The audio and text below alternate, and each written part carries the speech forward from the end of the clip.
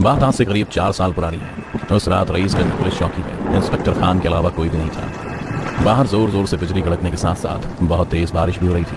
अंदर मेज के ऊपर टांग पर टांग चढ़ाए इंस्पेक्टर खान सिगरेट के कश लिए जा रहा था और हर 2 कश के बाद बड़े अंदाज से उंगली के सहारे सिगरेट की राख को उस ट्रे में छटक देता।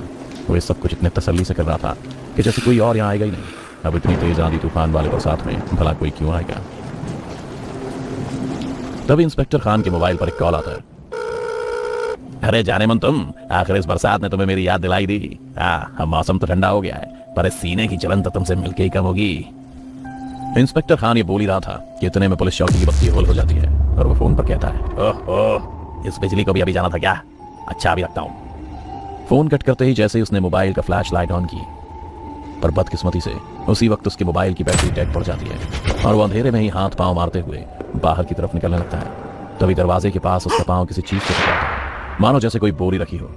इंस्पेक्टर खान किसी तरह लड़खड़ाते हुए बाहर पहुंच जाता है। बाहर वो पाता है कि ट्रांसफार्मर का ब्लास्ट हो गया और इससे बिजली की चिंगारी निकल रही है।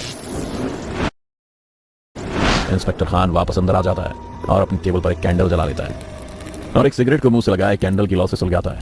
फिर एक कश लेकर जैसे ही उसकी नजरें ऊपर उठती हैं, एक जरूर की कितनी पड़ती है जिसकी रोशनी उसे दरवाजे के पास ही लड़की दिखाई देती है। ऊपर सफेद टॉप और नीचे ब्लू जीन्स और अंधेरे में चमकती बिजली के बीच झांकती हुई इसकी कमर, जिसे देखकर इंस्पेक्टर खान सिगरेट की राख को छटकते हुए खड़ा हो जाता है। लड़की का पूरा बदन पानी से सराबोर था। वो इंस्पेक्टर की तरफ बढ़ते हुए बोलती है, मुझे एफआईआर लिखवानी है। इंस्पेक्टर खान पैनी निगाहों से उसे ऊपर से नीचे तक घूरते हुए देखता है। लिख देंगे, पहले थोड़ा पास तो आ जाओ। उसकी बात सुनने की थोड़ा सा पकड़ जाती है। फिर खान अपनी बात को घुमाते हुए कहता है, मेरे कहने का मतलब है पास आकर इस कुर्सी पर बैठ जाओ। रोशनी का मैना, अगर पास रहोगी तो सब अच्छे से दिखेगा, साफ साफ। लड़की के भीगे बदन से पानी ऐसे टपक रहा था जैसे कोई मोती हो। वो आगे बढ़ते हुए कुर्सी पर बैठ जाती है। इंस्पेक्टर खान सिगरेट को छटकते हुए एक और कश लेता है और उस लड़की की तरफ बढ़ता है। धुआं छोड़ते हुए वो लड़की के कंधे पर हाथ रखते हुए बोलता है, बताओ क्या हुआ तुम्हारे साथ? किसके खिलाफ एफआईआर करवानी है?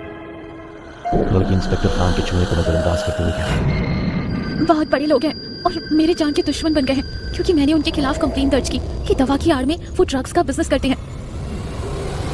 इंस्पेक्टर खान उसकी बात सुन कुछ सोचते हुए सिगरेट का 2 कश लेते हैं। फिर सिगरेट को नीचे पाँव से मसलते हुए कहता है, बड़े लोगों के खिलाफ जाना मतलब बड़ी मुसीबत। तुम शायद सिंघानिया साहब की ड्रग एजेंसी की बात कर रही हो। उनके खिलाफ जाने की हिम्मत तो शहर में किसी की नहीं है। इंस्पेक्टर खान के मुंह से सिंघानिया के लिए साहब सुनकर लड़की को समझ में आ गया कि खान उसकी कोई मदद नहीं कर सकता है। फिर भी वो कहती है, लेकिन सर, आप ईमानदारी से तहकीकात करेंगे तो सलाखों के पीछे होगा वो।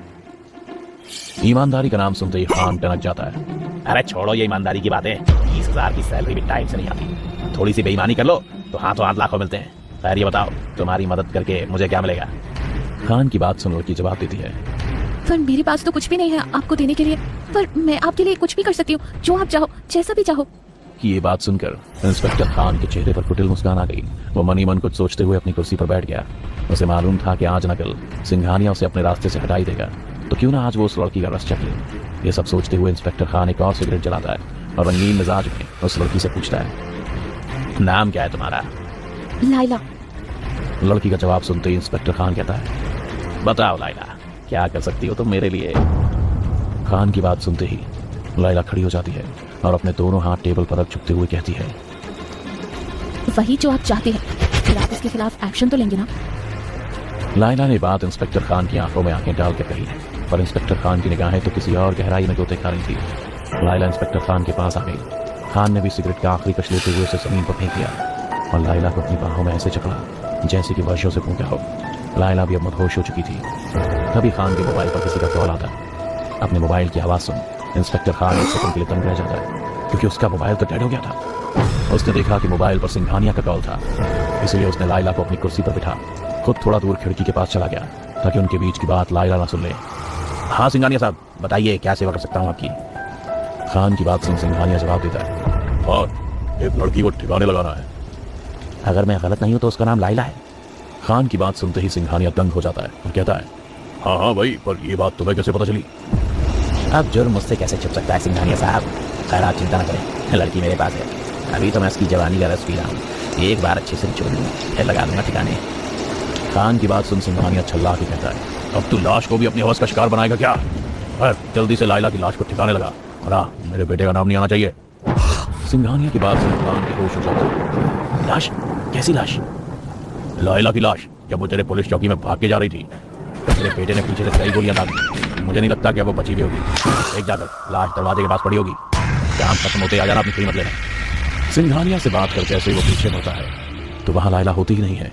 इधर उधर देखने पर भी उसे कोई नजर नहीं आता और जब वो वापस से अपने मोबाइल से किसी को कांटेक्ट करने की कोशिश करता है तभी मोबाइल फिर से डेड हो जाता है। वो गुस्से में मोबाइल जोर से पटक देता है और टेबल पर रखे टेलीफोन की तरफ जाता है, पर उस टेलीफोन की लाइन भी डेड होती है। उसका गुस्सा इतना बढ़ जाता है कि वो उस टेलीफोन को भी जोर से पटक देता है। उसे समझ नहीं आता है कि अब किसी को कैसे बुलाऊं, क्या करूं। वैसे अब कुछ समझने की जरूरत भी क्या थी, क्योंकि सिंघानिया का कॉल ही उसके लिए लास्ट कॉल था। पर उसे अभी भी यकीन नहीं हो रहा था सिंघानिया की बातों पर, क्योंकि कुछ समय पहले तक लायला उसकी बाहों में ही तो थी। अचानक पुलिस चौकी में लाइट फ्लक्चुएट होने लगती है।